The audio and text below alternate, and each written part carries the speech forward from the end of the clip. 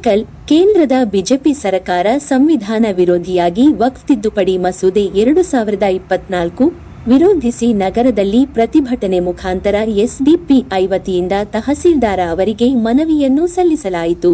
ದಲ್ಲಿ ಆಬಿದ್ ಮೋಮಿನ್ ಬಾಗಲಕೋಟೆ ಜಿಲ್ಲೆ ಕಾರ್ಯದರ್ಶಿ ರಂಜಾನ್ ಕಡಿವಾಲ್, ರಾಜ್ಯ ಸಮಿತಿ ಸದಸ್ಯರು, ಎಸ್ಡಿಪಿಐ ಮೆಹಬೂಬ್ ನೆವರ್ ಅಧ್ಯಕ್ಷರು, ಹುನಗುಂದ ವಿಧಾನಸಭಾ ಕ್ಷೇತ್ರ ನಬಿ ವಾಲಿಕಾರ ಉಪಾಧ್ಯಕ್ಷರು, ಹುನಗುಂದ ವಿಧಾನಸಭಾ ಕ್ಷೇತ್ರ.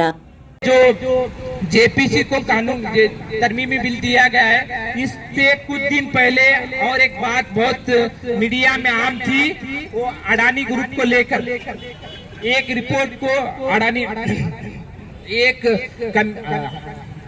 पार्लियामेंट में इसके लिए अपोजिशन ने बहुत सारा हंगामा किया कि इसको जेपीसी के हवाले कर दीजिए। अडानी ने बहुत सारी फ्रॉड्स किए हैं, उसको मंजर में आम पे लाए, तब हुकूमत ने उसको जेपीसी के हवाले नहीं किया।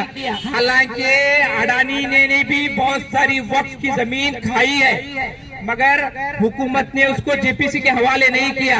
मगर जब बात आई वक्फ की तो उसको जेपीसी के हवाले किया गया।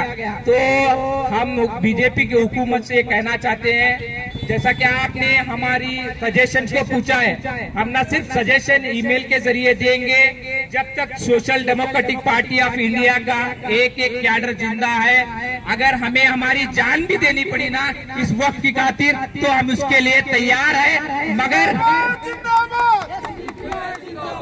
मगर हम किसी हालत में वक्फ की प्रॉपर्टीज को हुकूमत के हवाले करने वाले नहीं है। आप लोग 40 तरमीमात की बात कर रहे हैं, हम वक्फ के कानून में एक भी तरमीम को काबिल कबूल नहीं समझते। आप बात कर रहे हैं 40 की, हम एक भी तरमीम को नहीं काबिल कबूल जितने भी, जैसा कि हमको मालूम है, ये जो हुकूमत में पार्लियामेंट में जो पेश किया गया, उस वक्त विपक्ष के कुछ नेताओं ने भी इसके खिलाफ आवाज उठाई, ऐसा नहीं कि नहीं उठाया। मगर जब बात आती है ज्वाइंट पार्लियामेंट कमीशन की, जब इनको सजेशन पूछे गए, तो उन तमाम सेक्युलर लीडरों से मैं पूछना चाहता हूँ, जो सेक्युलरिज्म का चोला ओढ़े मुसलमानों का वोट पूछने के वक्त सफे अव्वल में खड़े रहते हैं, आज आपके मुंह में सांप सूंघ गया है या क्या हो गया है? आपके मुंह से आवाज नहीं आती। मैंने किसी एक ऐसे अकेलियती लीडर का वीडियो नहीं देखा जो पॉलिटिकल हो, उसने कहा हो कि एक ड्राफ्ट बनाइए, एक खुद से आप ईमेल कीजिए, ये नहीं बोले। मैं इस वक्त अवाम से गुजारिश करना चाहता हूँ, वो लोग सिर्फ आपका वोट चाहते हैं।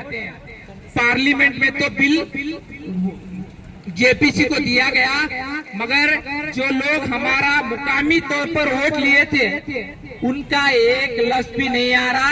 कुछ लोग कह रहे हैं वो हमारे हक में बात भी क्यों करें। अरे भाई, इलेक्शन का वक्त हमें अभी भी याद है, हमें उस वक्त उन्होंने कहा था हम मुसलमानों के शान बाशान खड़े रहेंगे, उनके हिजाब के मामले में खड़े रहेंगे, 2B रिजर्वेशन के मामले में खड़े रहेंगे।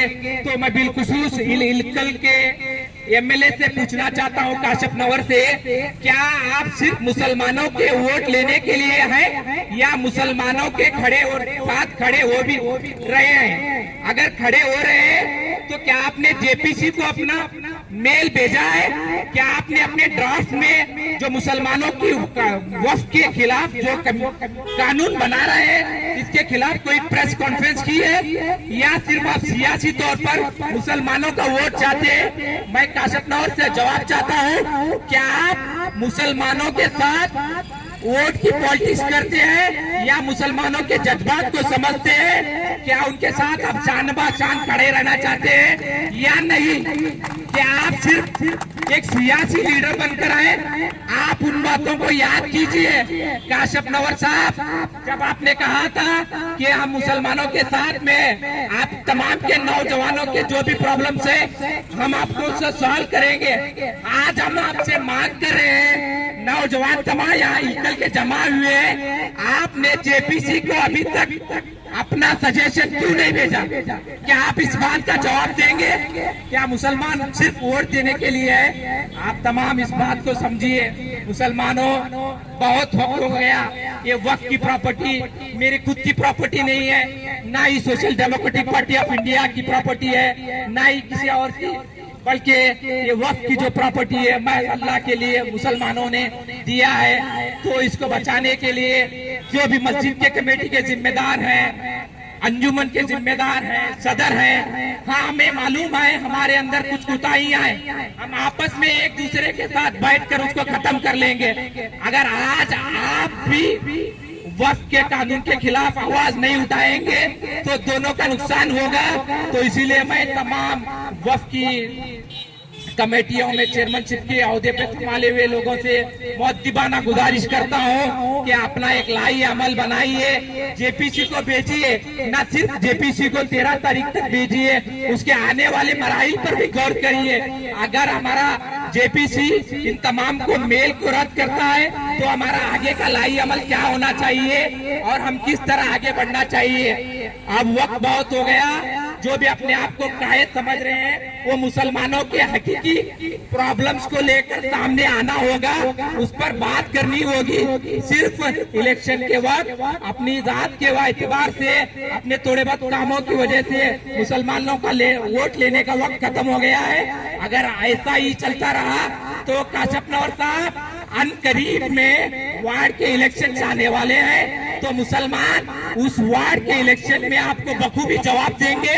अगर ये बिल वापस नहीं होगी तो हमारा जवाब वोट की शक्ल में आपको पहुंचेगा। बिलखुसूस बागलकोट जिले के कांग्रेस के लीडर आप तेरदाल में भी कह रहे हैं कि एसडीपीआई को रोकिए, इसके खिलाफ कोई सियासत मुस्लिम का ही इसके साथ मत खड़ी हुई है। आपको ऐसा क्या डर है कांग्रेस वालों? क्या हम अपनी सियासत नहीं कर सकते? क्या हम अपने हक की मांग नहीं कर सकते? अगर हम नहीं कर सकते तो आप आइए, हमारे लिए लड़िए। हमारा जो कानून, जो वक्फ का काला कानून लाया जा रहा है, इसके खिलाफ आवाज उठाइए। कोई सियासी लीडर दिख नहीं रहा है, कोई सियासी लीडर जो हारा है, हारने के बाद वो मैडम जो है एमपी के इलेक्शन में थी, क्या वो जमीन पर नहीं उतरेगी? क्या जेपीसी के बारे में वो बात नहीं करेगी, सिर्फ इलेक्शन के वक्त बात करेगी? तो आपको इस बात को समझना होगा भाइयों, अब बहुत हो गई, बहुत हो गया।